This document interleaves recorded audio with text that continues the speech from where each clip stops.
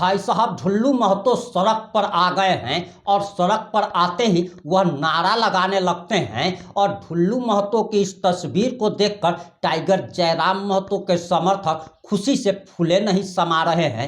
नमस्कार, मैं प्रिंस कुमार सिंह, आप देख रहे हैं पॉजिटिव प्रिंस। अगर अभी तक आपने चैनल को सब्सक्राइब नहीं किया है तो खबरों से अपडेट रहने के लिए कृपया चैनल को सब्सक्राइब कर लीजिए और जो लोग ऑलरेडी कर चुके हैं तमाम लोगों को हृदय धन्यवाद। अब वापस आते हैं हम अपनी खबर पर। जिसका मन में खोट होता है महिलाओं के प्रति वो तो उसका विरोध करेगा ही। और हम कह सकते हैं कि इन कांग्रेस के नेतृत्व में जो विपक्ष के लोग सारे लोग हैं उन लोगों के द्वारा महिला आरक्षण बिल का विरोध किया गया। इसका भुगतना ही पड़ेगा उन लोगों को। चुनाव में या किसी कार्यक्रम में अभी जिस क्षेत्र में जाएंगे उसे लोग सारे लोगों को विरोध का झेल झेलना पड़ेगा। उसको बात था कि 2023 में तो आखिर ये बिल तो आया था, बावजूद इसके कि बिल आखिर राष्ट्रपति तक गया, फिर नोटिफिकेशन क्यों नहीं हो पाया? देखिए, कुछ उसमें टेक्निकल मामला होगा, हम नहीं बता सकते हैं, मगर ये सच्चाई है कि भारतीय जनता पार्टी, हमारे सहयोगी दल सारे लोग हम लोग पक्ष में है कि महिला आरक्षण बिल हो। कांग्रेस कह रही है कि परिसीमन के आड़ में जो है महिला आरक्षण को लाया गया था ताकि संविधान का संशोधन किया जा सके। देखिए, परिसीमन तो सारे लोग चाहते हैं, परिसीमन होना भी चाहिए। जिस प्रकार से देश में लोकसभा और विधानसभा क्षेत्र में आबादी बढ़ा है, उसका परिसीमन होने से अच्छे तरीके से वहाँ के लोग या वहाँ के जनप्रतिनिधि जो होते हैं या वहाँ जो वोटर होते हैं वहाँ आसान तरीके से मिल पाएंगे, अपने प्रतिनिधि से अपनी बात को रख सकते हैं। एक एक लोकसभा ऐसा क्षेत्र है जहाँ पे 40-40 लाख लोगों का वोटर है और वहाँ उतना बड़ा लोकसभा में ना वो प्रतिनिधि जा पाते हैं, जनप्रतिनिधि जा पाते हैं, ना वहाँ के लोग आ पाते हैं।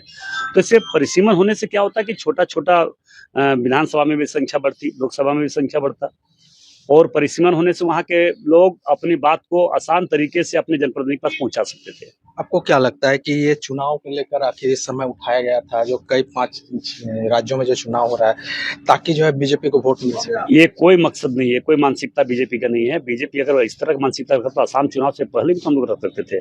आसाम चुनाव होने के बाद कोई एक समय सीमा होता है, ये समय सीमा था और हम लोगों ने तय कर लिया था कि इसको हम लोग इसको पारित करवाएंगे। मगर आप देखें कि क्या समझा किस तरह से विरोध किया, इसका तो जवाब उन लोगों को देना होगा। इसका जवाब आप देख लीजिएगा, बंगाल चुनाव में ही परिणाम इसको मिल जाएगा।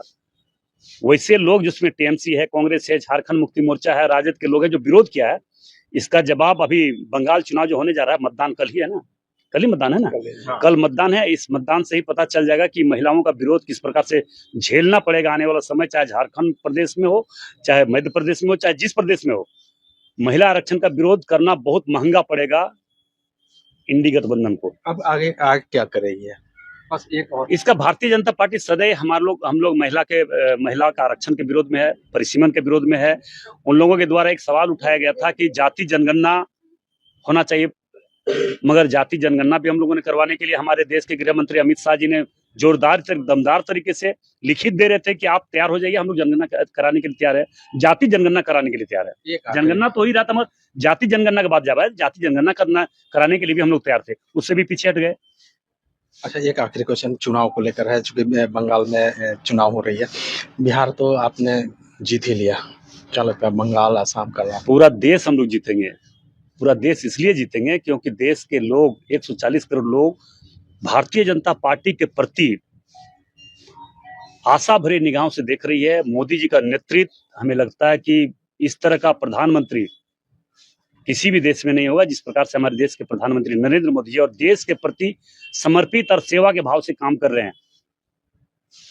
इसलिए ये तय कर लिया है और 5 राज्य में हम लोग चुनाव जीतने जा रहे हैं। कितनी सीट लाई है बंगाल में? फुल बहुमत से हम लोग सरकार बना रहे हैं।